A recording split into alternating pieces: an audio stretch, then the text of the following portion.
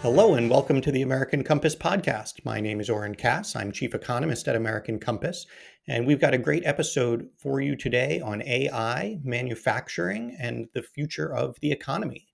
Our guest will be Dean Ball. He's a fellow at the Mercatus Institute and author of a newsletter, Hyperdimensional, about emerging technology and the future of governance. He wrote a wonderful compass point for us a couple of weeks ago called Move Fast and Make Things, about the way the frontier of technology is providing opportunities for US manufacturers to leapfrog back into leadership in global competition. So highly recommend reading that as well. But you'll hear a lot of the highlights in this conversation. Wanted to tell you also about what else we've had going on at American Compass in the past week. On the Commons, our policy advisor, Mark DePlacido, had a great piece on how to properly measure income inequality and the problems with conservatives who, on one hand, celebrate redistribution for solving inequality, but then turn around and oppose the same redistribution. It's a very important point, I think.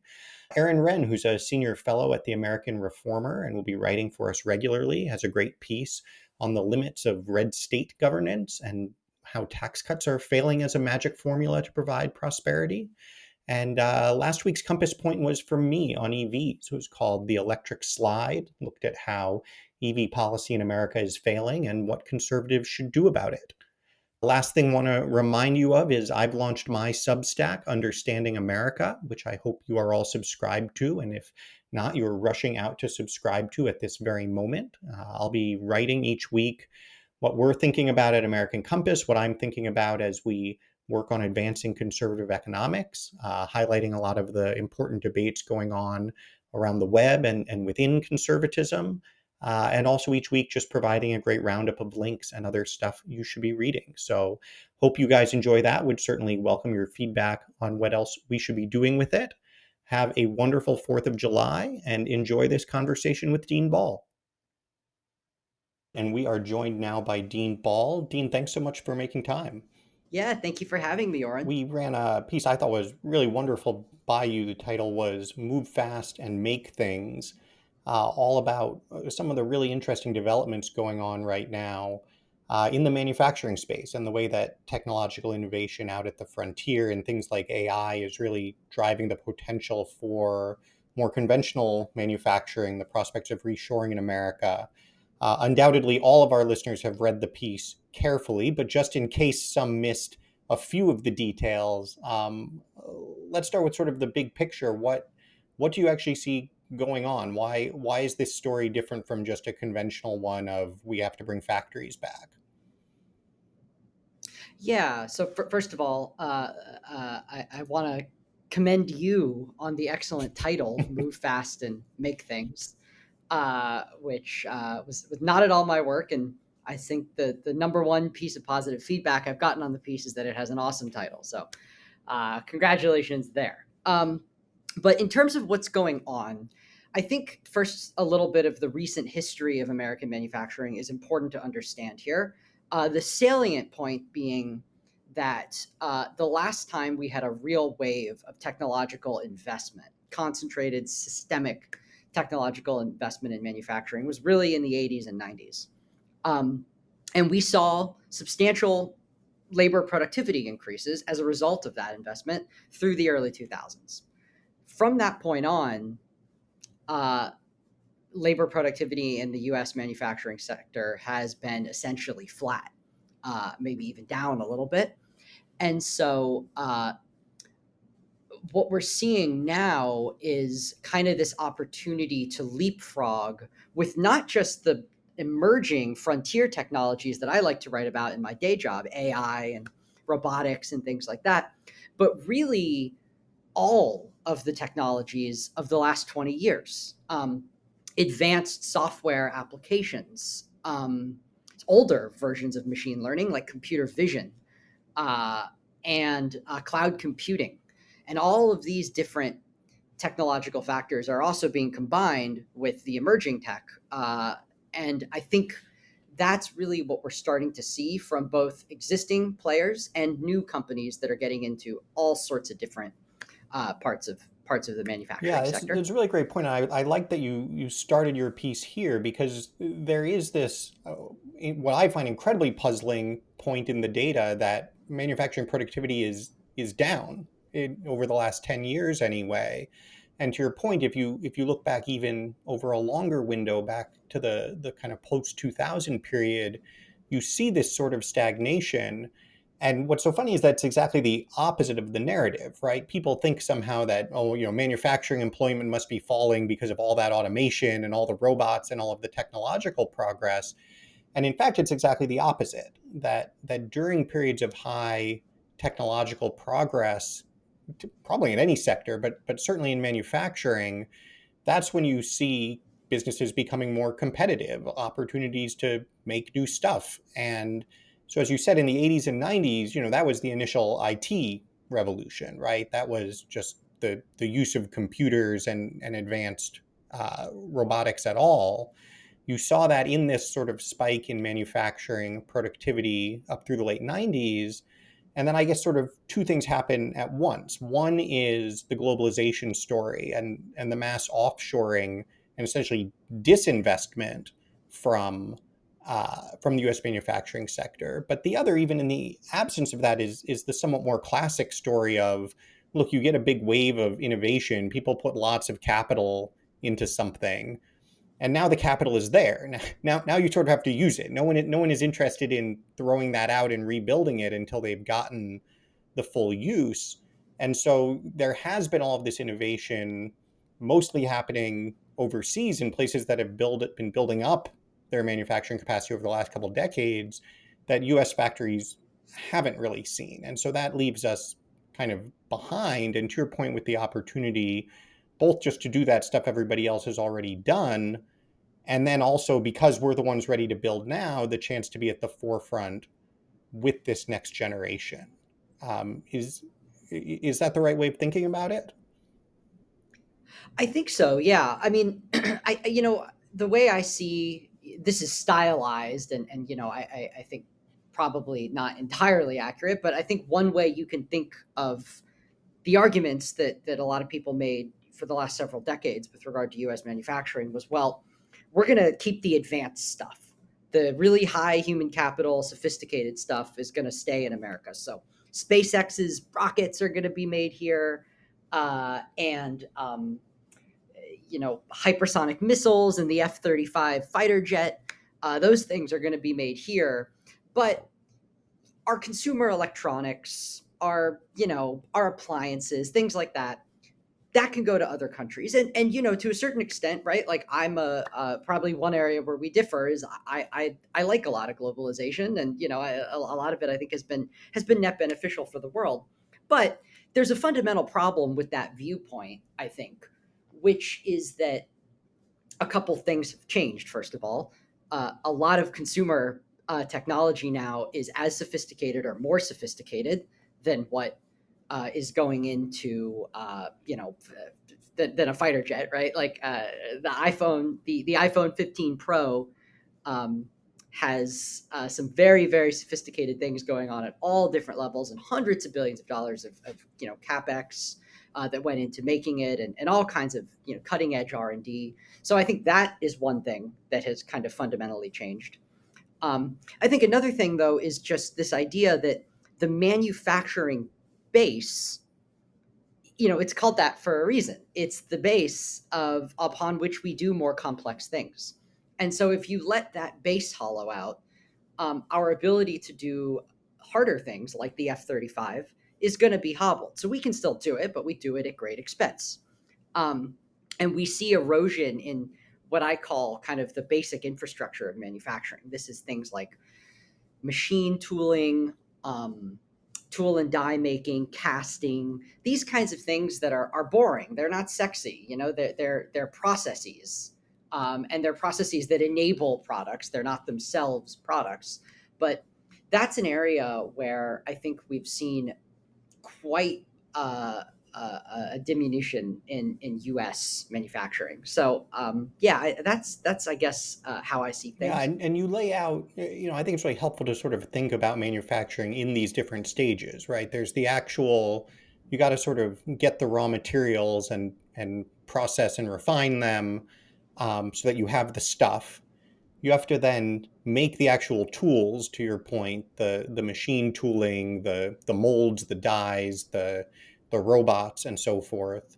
Uh, then you've got to do the actual production, and that's kind of where the more traditional automatic automation and assembly goes on. And then, of course, you have sort of an entire layer of logistics and so forth, um, underneath that. Talk us through sort of at each of those stages. What do you see coming down the pike? What is this new wave where, I think, quite fortuitously in a sense, it is stuff that seems to fit very well with natural American advantages. It's stuff we should be able to be leaders in. Yeah. Yeah. So starting at the sort of the earliest stages is materials. Um, New innovations in materials enable all kinds of new products, right? And that can be really big stuff, right? Synthetic fibers, Velcro, all these things that enable tons of different products. Obviously, steel, bronze, right? We have entire eras of history named after materials. They're important. But also just simpler things too, right? New kinds of treatments of aluminum that make it so that your laptop picks up fewer fingerprints and doesn't scratch as easily. So from the small to the big. Or a great example that I like to use are really, really high performance ceramics that coat the outside of rockets as they re-enter for when they re-enter the atmosphere, which is essential if you want to reuse rockets, as a company like SpaceX does. One way to, as Elon Musk recently said, one way to think about the Starship rocket that they're developing is that it's essentially covered in dinner plates, very, very, very high performance dinner plates. And so the way that you make better materials, is fundamentally, it's a process of discovery, and there are many, many, many configurations of matter that you can achieve. There's more ways to put atoms together than there are atoms in the universe, um, and so this process of how do you find new materials has been largely a manual one, for much of history.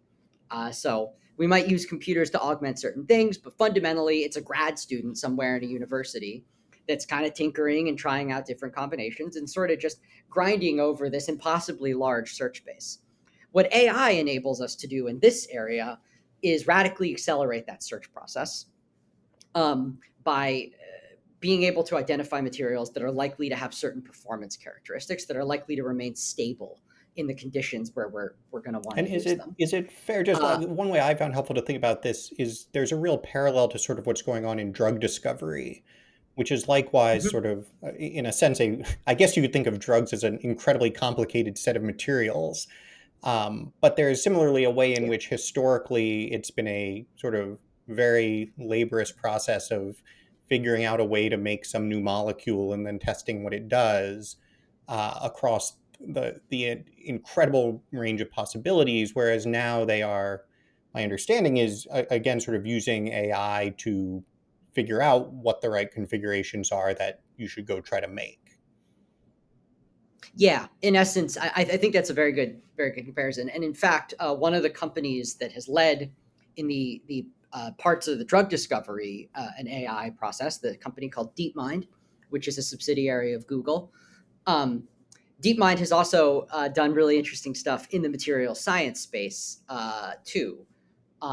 Specifically, they had a paper called GNOME, or a model called GNOME recently, GNOME, uh, where they announced the discovery of roughly 400,000 new viable materials.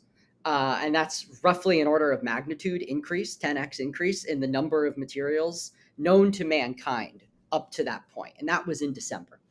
So I think we're in the early days here of that. And there's all kinds of basic research. In fact, this is something I want to write more about in the near future. But there's all kinds of basic research that I think government can be involved in supporting, to sort of accelerate that discovery process even more. Then, though, after you've sort of identified your materials and you're sort of trying to, manipulate them in an industrial setting, um, there's all sorts of different processes that come into play. And one way to think about this would just be the machines that make the machines, right? Um, so you have to form metal, you have to cut it, configure it in specific ways to make a laptop or a chair or whatever it is that you're trying to build. And this is broadly an area where AI is in the early stages of doing really interesting things too. There's a lot of process automation that you can do. So things that, operations that were previously done by humans are now can be done by increasingly capable robots. But also, and probably more importantly, AI can be involved in kind of the orchestration layer. So uh, imagine being able to describe in natural language to a chatbot, in a prompt, some part that you want, and the chatbot will figure out what a 3D blueprint for it, and then AI can also figure out how to turn that part into instructions that a machine can then make. This is called a CNC, computer numerical control machine. Um, and so you can automate what was previously like a hugely manual, labor intensive manual process.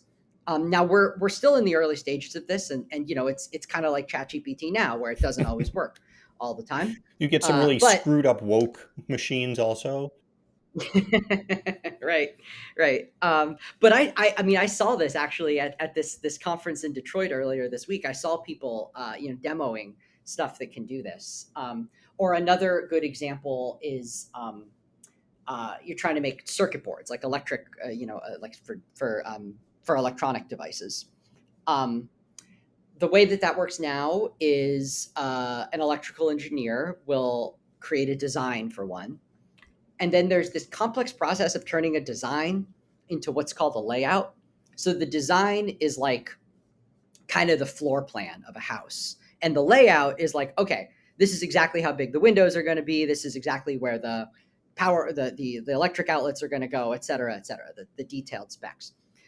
Turning that design into a layout is super, super complicated. And this is an area, what is in information science might be called a high dimensional optimization problem, and AI loves to grind on high dimensional optimization problems. So we're increasingly getting to the point where that can also be substantially automated. So, AI is not magic. It can feel like magic when it works right, as all powerful technology does. But fundamentally, it's not. Fundamentally, and it's also not a silver bullet. But what it can do is accelerate in 1,000-step process. It can accelerate 300 of those steps Yeah. quite radically, and that's how you get labor productivity increases at the end of Yeah. the Well, day. and it's so, I mean, it's funny. I'll kind of bring in another analogy then, because I think it's one way I find it so interesting to think about this is there's the things that I think most people are aware AI can do or is learning to do, and being able to say, like, great, now let's use all of those in manufacturing is really interesting, right? So there's like, well, like just as with drug discovery, there's materials, there's also this sense as like, well, just as you can, tell it to draw something and it will draw something that in the past you needed a talented artist or graphic designer to do. Likewise, you're essentially describing you can tell it to draw or design the blueprint for a tool, or the layout of a circuit board, and it can do that too. And to your point, that Mhm. turns out to be, I think people still think of like manufacturing as, screwing in bolts or driving in rivets or whatever. But when you're actually talking about manufacturing, a lot of it is that figuring out how to draw things well, in a sense. And that is the sort of thing that AI can accelerate significantly. Yeah, yeah, and I think I think increasingly and this is kind of already the case, but I think what the physical future of American manufacturing looks like is probably something like a warehouse with a lot of automated robotic machines doing various things, uh, and a bunch of people sitting at computers. controlling those machines. And, occasionally they get up to go check on something or go look on something or, you know, be involved in one part of the process that requires human intervention. But it does look increasingly computerized. And again, that's kind of already happening. But I think that we're still in the early stages Yeah, there. and so that's a good segue to the last kind of phase of the process, which is the actual assembly. And this is the place where I think people are most familiar with thinking of robotics or programming as playing a role. You've got the actual kind of mechanical arm swinging around, you know, moving things, welding them, whatever has to be done with the final physical elements. What is the frontier there? So robotics is it's easy to I think get like a Terminator image in your head of the humanoid robots. And indeed, people are working on humanoid robots, and there's a lot of people who say, well, you need humanoids because the physical world is designed for humans. And so just like evolution sculpted us to you know event to operate in this world that we live in, the evolution of essentially market forces will sculpt robots to eventually be humanoids. There are also a lot of people who disagree and think that what instead you will have are highly specialized robots, um, arms, robotic dogs, right? Like dog type forms that can go around and do predictive maintenance on parts of a factory. We see that's not something you see so much in the US. That's something you see a lot in China. Uh, um, but um, but all kinds of different form factors. I mean, think of it as like a Cambrian explosion that we're on the verge of here. And the fundamental reason that we are is that robots are in the process of getting much smarter. And why are they in the process of getting much smarter? Well, just like people were working on things like ChatGPT for decades. It was called natural language processing for much of that time. Now the cool kids call it language modeling, but natural language processing is the way it was referred to. And we had Siri and we had all these things, and Siri didn't really understand what you meant. It still doesn't, right? If you use Siri, it doesn't get what you mean the way the ChatGPT does. Um, and basically, we had a series of breakthroughs, some in the architecture of AI models themselves, some in the amount of data that they're trained on, and some in the amount of computing power that is applied, and a bunch of other things that led to this moment where we now have advanced AI models that can understand semantically what's kind of going on. So you can show ChatGPT not just text, but you can show it an image, and it will be able to infer intelligently a lot of things from that image, um, that or a video, um, that computers could not do. I mean, this was if you had surveyed the AI community 4 years ago about this, they would have said, "Oh, that it'll be 20 years before computers can do things that now anybody can do for free with many, many different language models that are out there, not just ChatGPT." So, what's kind of going on in a stylized way is we're combining that kind of broader semantic understanding of concepts in the world with robotic models. And the robot model is like, to pick up this pen, I need to, move my fingers in this way and move my arm in this way, kind of the very specific instructions that it gives to its body to command itself, or to do things in the world. That's being combined with this kind of broader, flexible world knowledge that we see in things like ChatGPT. Um, and so that's leading to robots that can be much more flexible in factory conditions. Yeah, I think it's going to be a while before you see these in your home. I mean, people have like Roombas and stuff like that. Uh, I think the household stuff will get better, but I think where we'll see this first is in industrial settings. Um, and these are just robots that will be much more resilient to small changes in the environment. Whereas previously, the way robots worked is you program them to do a specific thing, right? Move this, part of this thing in an industrial process 2 inches to the left or whatever it is. Um, and if the thing wasn't exactly in the same place every time, the whole process breaks down. Now we have robotic arms, say, that understand what the thing is and understand what move they understand where they're trying to move it, and kind of in a sense why they're trying to move it. They're not conscious, but they have a semantic understanding there. And so that allows robotic applications that can be far more flexible and robust to real world Yeah, factory and it seems like conditions. they can be. And I think that over time, that will change the nature of factories, um, in the same way that electrification did, right? Like the way factories worked in the early 20th century was they were powered by steam. And so the steam, they had to be close to a water source, and the steam came in. There was the steam engine in the factory, and there was usually one. And then the the the factory was organized in kind of descending order of the power needs of each piece of equipment, kind of going linearly away from the source of the power. And what Henry Ford realized, and what enabled the assembly line, was Henry Ford realized you could integrate electricity throughout the factory. You could have it wired throughout the factory, which enabled you to organize production more inherently according to the needs of the product, kind of like rational layout according to the needs of the product, rather than your power needs. And I think similar types of reorganization that, again, we're just in the early stages of contemplating, will happen because of this technology.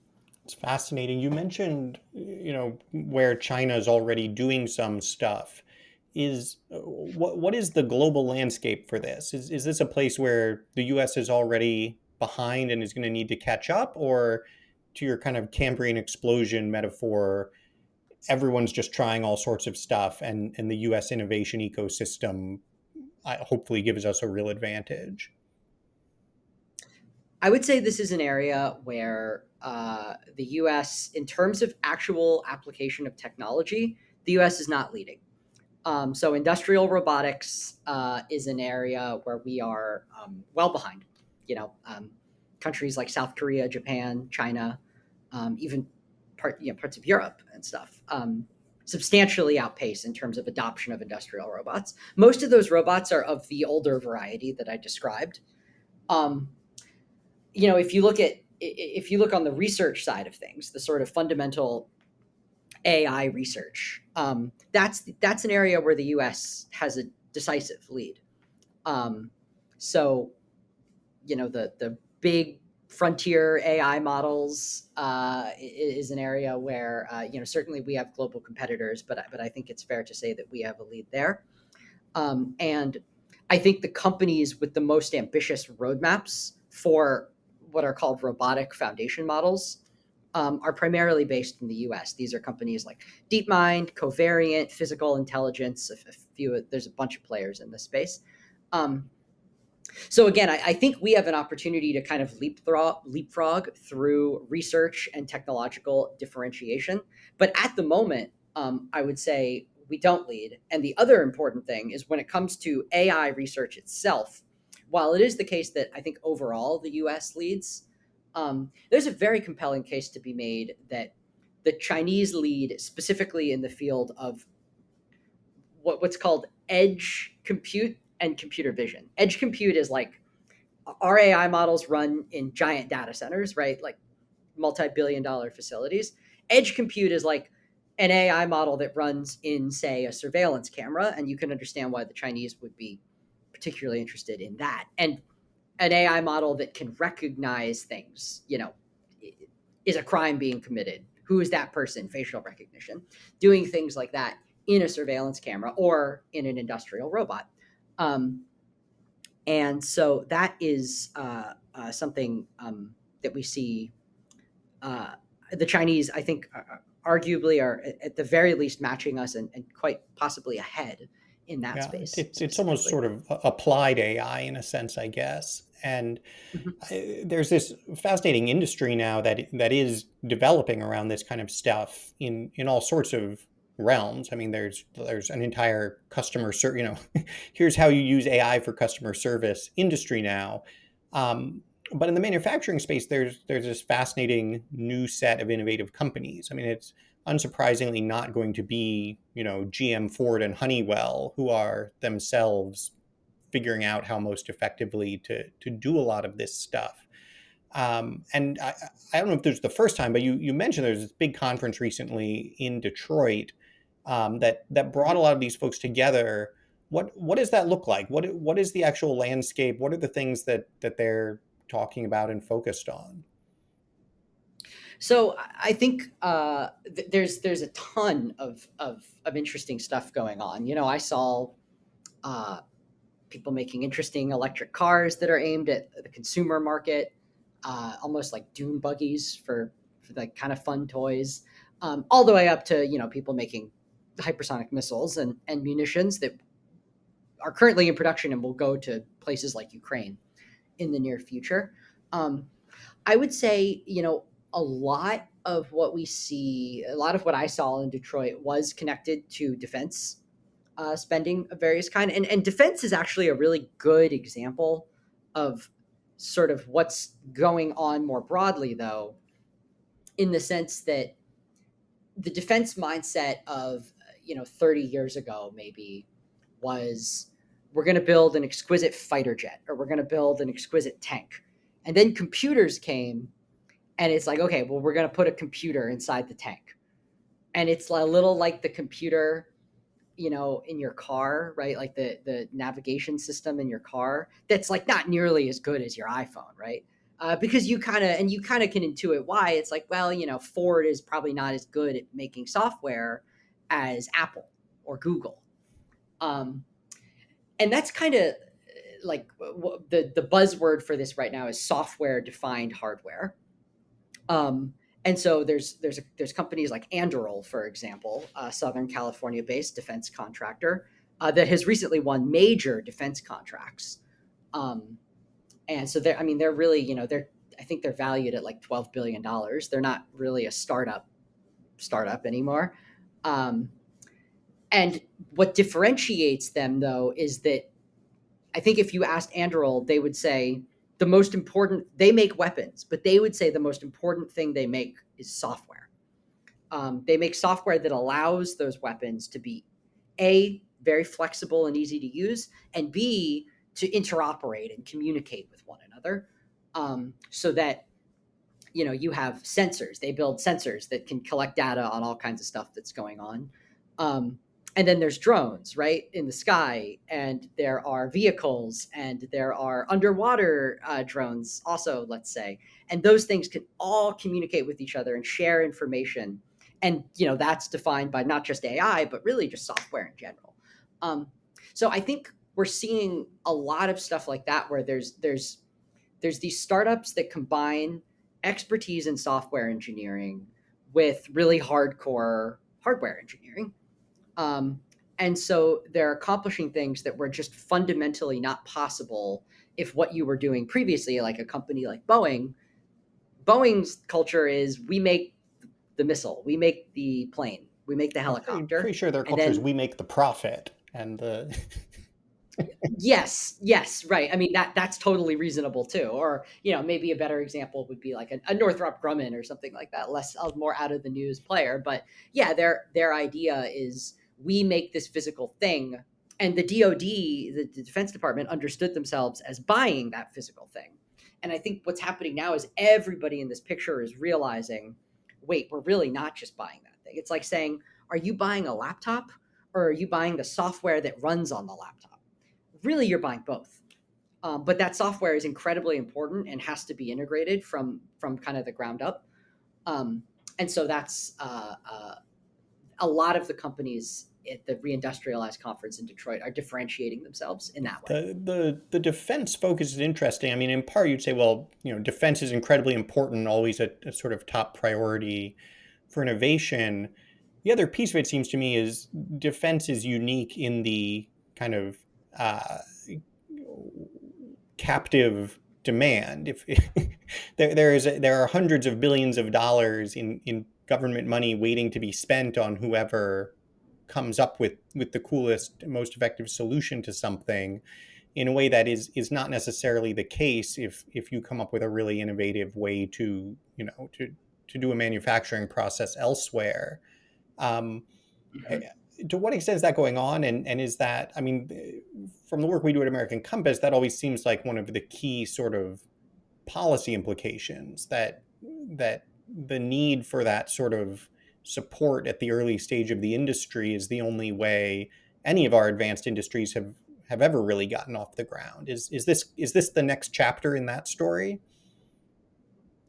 I think that's the thesis that a lot of people have. I view this issue that you're getting at, sort of the defense versus the consumer market, as the fundamental tension that was at play in this conference. That's definitely the way things worked for a long time, right? Like there were investments in defense technology, fundamentally defense technologies that spilled over into the consumer marketplace. I think it's fair to question whether that's still what's going on. Um, a lot of what I think we see now is innovations from the consumer marketplace spilling over into defense. So, consumer grade cameras, the camera in your iPhone is pretty darn good.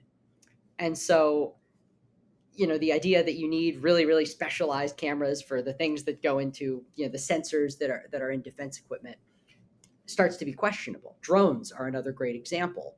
Um, this thing that kind of started in the defense space, with the big like $200 million drones, but the drones that are kind of really interesting right now are these swarms that are super cheap. And the problem is that the defense space knows how to make things really sophisticated. The consumer market knows how to make things really cheap and plentiful.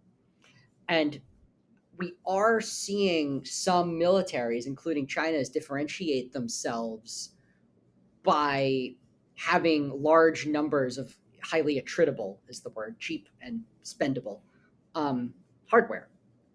So I think it's an interesting question. I don't think we know the answer. I think a lot of the startups that are operating in this space in the U.S. They see the defense market as being an easier short-term market for revenue. They did because it's there. The spending is relatively predictable, and it's harder to make that case for consumer goods, particularly when you include all the international competition there and the fact that the defense space has an obvious incentive to buy things Right. domestically. So I want to spend a few minutes just before we wrap up on AI more broadly. I think everyone has their pet theories and takes on what the heck is going on AI.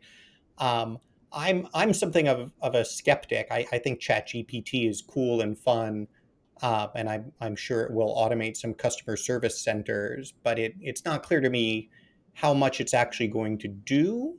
And from that Mhm. perspective, I would sort of highlight all sorts of things, you've said in this conversation, the sort of analogy to bringing electricity into the factory, the idea that there are 1,000 steps in a manufacturing process and AI can take care of 300 of them.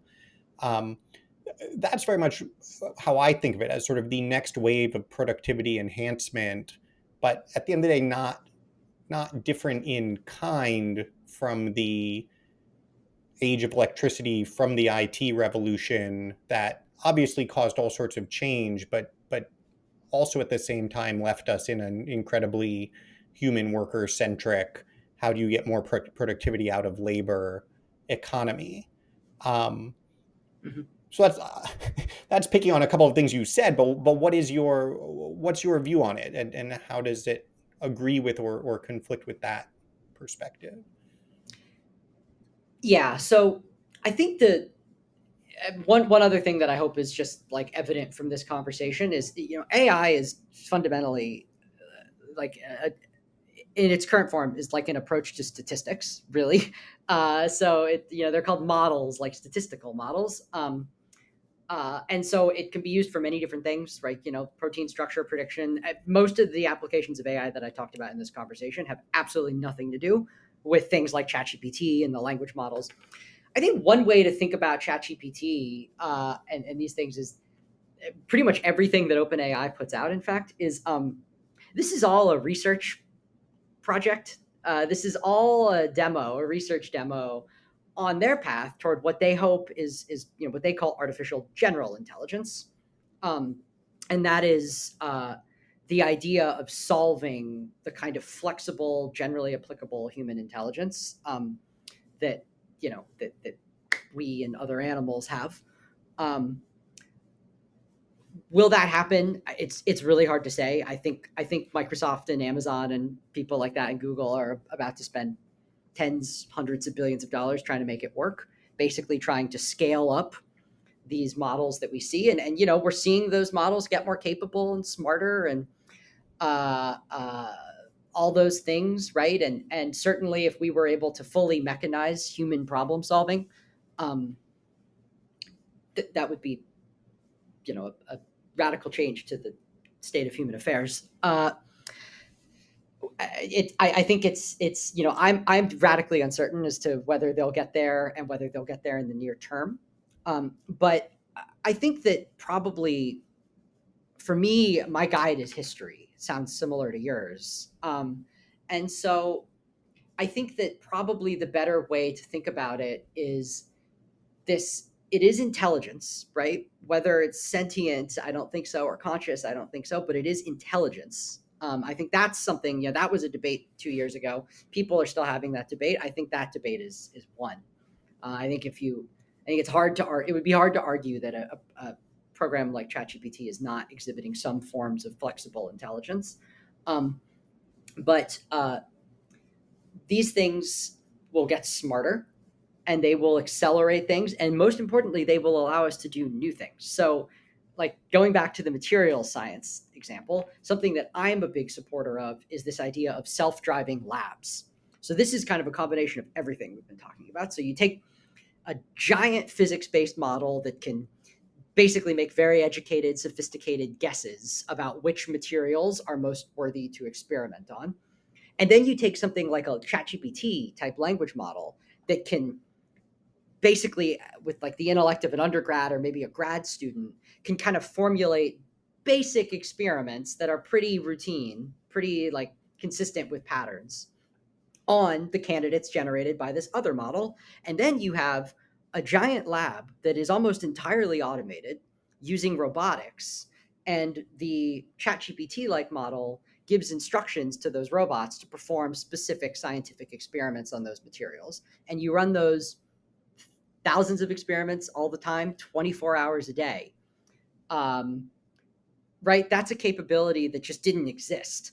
And is that replacing artists? Is that replacing musicians? Is that replacing scientists? I certainly don't think so. What it is instead doing is moving the scientists kind of up the value chain. Now, a scientist might be able to oversee 100,000 experiments in a year, whereas previously they could oversee 1,000.